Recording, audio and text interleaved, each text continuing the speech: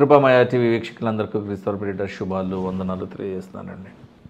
యెహోషువ గ్రంథము 2వ అధ్యాయంలోకి ఒకసారి వెళ్దాం. మొదటి వచనము, నూను కుమారుడైన యెహోషువ వేగుల వారైన 2 మనుషులను పిలిపించి, మీరు వెళ్ళి ఆ దేశమును అనగా కనాను దేశమును ముఖ్యముగా యెరికో పట్టణమును చూడండి అని వారితో చెప్పి షిత్తీము అనే ప్రాంతము నుండి వారిని రహస్యంగా పంపించాడు. వేగులవారు అనే మాట ఇక్కడ ఉంది కదా, స్పైస్ అంటారండి. స్పై, గూఢచారి అన్నమాట. మనం మాట్లాడుకుంటున్నటువంటి ఈ యెహోషువ గారు క్రీస్తు పూర్వము 13వ శతాబ్దానికి చెందిన వ్యక్తి. క్రీస్తు పూర్వము 13వ శతాబ్దంలో మొదలైనటువంటి వేగుల వారి ఆ సిస్టము ఇప్పటికీ కూడా ఇశ్రాయేలు దేశంలో చాలా యాక్టివ్గా బలంగా ఉన్నది. టాప్ 5 గూఢచారి సంస్థలలో నంబర్ 2లో ఉన్నటువంటిది ఇశ్రాయేలీల యొక్క మొసాద్ అనేటువంటి ఇంటెలిజెన్స్ బ్యూరో. మొట్టమొదటిది FBI, ఇది అమెరికా వారి చేతుల్లో ఉంటుంది. అటు తర్వాత మొసాద్. కొన్ని సందర్భాలలో FBI కంటే మొసాద్ వాళ్ళే చాలా షార్ప్గా ఉంటారు కొన్నిటిలో. అంటే గూఢచారి వ్యవస్థను నడిపించే విషయమై యూదులకు దాదాపుగా 4000 సంవత్సరాల చరిత్ర అనుభవము ఉన్నాయి. నేను ఇప్పుడు చెప్తున్నటువంటి ఈ మొసాద్ అనేటువంటి గూఢచార సంస్థ ఏదైతే ఉన్నదో, బ్రిటిష్ వాళ్ళు డిక్లేర్ చేసిన తర్వాత ఇశ్రాయేల్ దేశము ఒక స్వతంత్ర దేశముగా, స్వాతంత్ర్యము ఇవ్వబడిన దేశముగా 1949లో స్థాపించబడింది. 1949 నుంచి మొసాద్ అనేటువంటి ఈ గూఢచారి సంస్థ చాలా యాక్టివ్గా పనిచేస్తుంది. అయినప్పటికీ ఇంటెలిజెన్స్ ఫెయిల్యూర్ అనేటువంటి ఒక టైటిల్తో ఆ మధ్యకాలంలో మనము 4 నెలల క్రితం ఇశ్రాయేల్ దేశం మీద ఒక మ్యూజికల్ కాన్సర్ట్ జరపాలని అనుకున్నప్పుడు హమాస్ తీవ్రవాదులు ఉన్నట్టుండి ఒక్కసారిగా దాడి చేయడం జరిగింది. మిసైల్స్తో దాడి చేశారు, ల్యాండ్ మైన్ నుంచి వచ్చి దాడి చేశారు, బాంబులు వేశారు, తుపాకులతో పేల్చారు, జనాల్ని విపరీతంగా కొట్టి చంపేశారు, ఎంతోమందిని చెరబట్టి తీసుకుపోయినారు. ఈరోజు కూడా బెంజమిన్ నెతన్యాహు యుద్ధం చేస్తూనే ఉన్నాడు. ఒక ఇంటెలిజెన్స్ ఫెయిల్యూర్గా ఎంతో పటిష్టమైన గూఢచారి సంస్థ అని పేరు పొందిన తర్వాత కూడా మొసాద్ ఫెయిల్ అయిపోయిందండి. కానీ ఇప్పుడు ఆ ఫెయిల్యూర్ని బాగా గుర్తుపెట్టుకొని 1200 మంది ఇశ్రాయేలీల చావుకు కారణమైనటువంటి ఆ ఒక్క ఫెయిల్యూర్ని గుర్తుపెట్టుకొని ఈ రోజున FBI కంటే స్ట్రాంగ్గా పనిచేస్తున్నటువంటి సంస్థ ఏదైనా ఉంది అంటే అది గూఢచారి వ్యవస్థ, ఈ మొసాద్ మాత్రమే.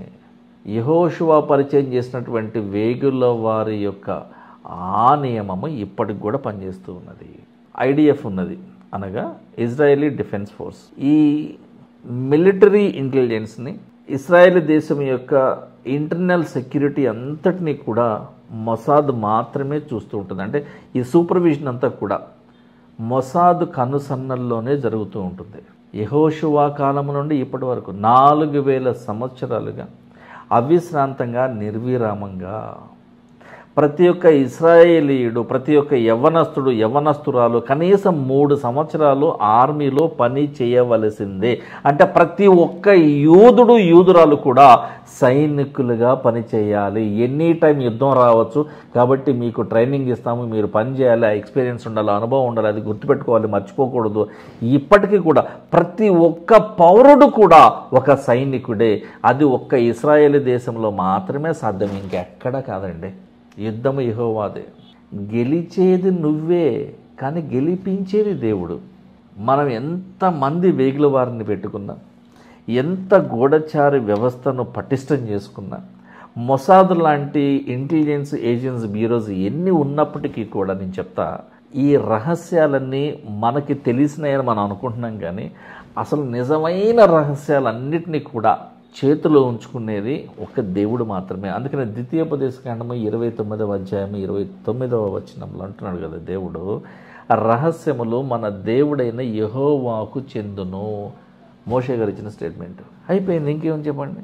కాబట్టి మొసాద్ కూడా ఎవరి మీద ఆధారపడి ఉండాలి?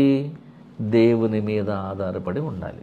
ఈ వేగుల వారు కూడా మనుషులే, ఈ మనుషులకు రహస్యాలు తెలుసుకునే జ్ఞానం ఇచ్చింది కూడా దేవుడే. కాబట్టి సమస్త రహస్యాలను చేతిలో పెట్టుకున్నది ఎవరయ్యా అంటే దేవుడు. కాబట్టి మనం దేవుని మీద ఆధారపడగలిగితే మనం ఏం చేయాలో, ఎప్పుడు చేయాలో, ఎక్కడ చేయాలో, ఎంత పని చేయాలో, ఎంత సేవ చేయాలో అంతా ఆయనకి తెలుసు. ఏమండి, ఈ రోజుల్లో న్యూస్ పేపర్ తెరిస్తే భయం అవుతుందండి. సోషల్ మీడియాలో వార్తలు చదువుతూ ఉందంటే భయం వస్తుందండి. గూగుల్ న్యూస్ చూడాలంటే భయం అవుతూ ఉందండి. మీకు అలవాట్లు ఉన్నాయా? మీ గుండె ఎప్పుడైనా ఆగిపోవచ్చు. ఇదిగో ఈ జ్యూసులు తాగితే అంటాడు, అదేం జ్యూస్లో టైటిల్ అని ఉంటుంది, కింద మొత్తం ఆర్టికల్ చదవాలన్నమాట. చదివిస్తాడు మనతోనాడు. ఆ చదువుతున్నప్పుడు మళ్ళీ యాడ్స్ వస్తాయి. వాటికి డబ్బులు సంపాదన అంతే. ఎంత భయపెడుతున్నారో తెలుసా అండి. నిజమైన క్రైస్తవులు భయపడవలసిన అవసరం లేనే లేదు. నిజమైన క్రైస్తవులు, నిజమైన విశ్వాసులు మరణం అంటే భయపడరు. ఏ మనిషి ఎప్పుడు, ఎక్కడ, ఎందుకు, ఎలా చస్తాడో తెలియదండి. ఎలా చస్తాడో, ఎప్పుడు చస్తాడో తెలియకపోతేనే ఇన్ని పాపాలు, ఇన్ని అరాచకాలు చేస్తున్న మనిషి ఒకవేళ వాడికి ఎన్ని సంవత్సరాలు బ్రతుకుతాడో ఒక క్లారిటీ, ఒక గ్యారంటీ, ఒక స్పష్టత ఉంటే ఇంకెన్ని తప్పులు, ఇంకెన్ని పాపాలు చేస్తాడు కదా వీడు. ఎనీ టైం నీ గుండె ఆగిపోవచ్చు. ఈ అలవాట్లు మీరు మానకపోతే, ఈ ఆహార పదార్థాలు తింటే ఎన్ని పనికిమాలిన వార్తలు వస్తున్నాయో తెలుసా అండి. క్రైస్తవులారా, నేను మీకు చెప్తున్నా, ఆరోగ్యమైనది తినండి, తప్పులేదు. దేవుడు మనకు ఆరోగ్యమైన ఇచ్చినాడు, మొక్కలే ఇచ్చాడు, మొక్కలు ఇవ్వాల. మనం మొక్కలు తింటున్నాం కదా. దేవుడు మనకు ఏర్పాటు చేసిన ఆహారము వెజిటేరియన్ మాత్రమే. ఆదికాండము 1-2 అధ్యాయాలు చదువుకుంటే మీకు అర్థమవుతుంది క్లియర్గా. మనం బైబిల్ చదవం కదా. బాప్తిస్మము తీసుకోకుండా ఉండేటువంటి వారు క్రైస్తవులు కారు, కాలేరు, కానొల్లరు.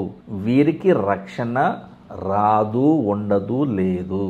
ఆత్మీయంగా మీరు రక్షణ పొందాలంటే బాప్తిస్మం తీసుకొని తీరాల్సిందే. మారు మనసు పొందాలి, బాప్తిస్మం తీసుకోవాలి, వాక్యంలో ఎదిగి ఫలించాలి, పరిశుద్ధతల్లో నిలిచి ఉండాలి. అప్పుడే మీరు బాగుపడతారు, ఆత్మీయంగా బలపడతారు. లేదంటే కష్టం. చిన్న ప్రార్థన. ప్రేమగల తండ్రి, కనికరమగల దేవా, సమస్త రహస్యములు నీకే తెలిసి ఉన్నావు ప్రభువా. మా జీవితంలో మేము ఎప్పుడు, ఎక్కడ ఏమి చేయవలసి ఉన్నామో, ఎక్కడ ప్రయాణం చేయవలసి ఉన్నామో, ఎక్కడ ఉండవలసి ఉన్నామో, ఎక్కడ నివసించవలసి ఉన్నామో, ఏ పని చేయవలసి ఉన్నామో, ఎలా పని చేయవలసి ఉన్నామో, నీ సేవ ఎప్పుడు, ఎక్కడ ప్రకటించవలసి ఉన్నామో, చేయవలసి ఉన్నామో, నీ వాక్యాన్ని ఎక్కడ ప్రకటించవలసి ఉన్నామో సమస్తము కూడా నీకే తెలిసి ఉన్నావు ప్రభు. రహస్యములకు అధిపతివైన దేవ, రహస్యములను నీ చేతిలో ఉంచుకున్న దేవ, కాలంలోను సమయంలోను నీ చేతిలో మాత్రమే ఉంచుకున్నటువంటి దేవుడవు నాయన. సర్వశక్తిమంతుడవు నీవే, సర్వజ్ఞానివి నీవే ప్రభువా. సమస్తము నీకు తెలిసే ఉన్నా ప్రభువా. మా జీవితంలో జరిగే ప్రతి విషయం కూడా నీకు తెలిసే జరగాలని ఆశపడుతున్నాం నాయన. ప్రతి విషయంలో మా అందరికి మీరే తోడుగా ఉండి మా జీవితాలన్నింటినీ కూడా ఆత్మీయ వెలుగుతో నింపి నడిపించమని క్రీస్తు వారి పరిశుద్ధ నామములో ఈ ప్రార్థన అడుగుతున్నాం తండ్రి. ఆమేన్.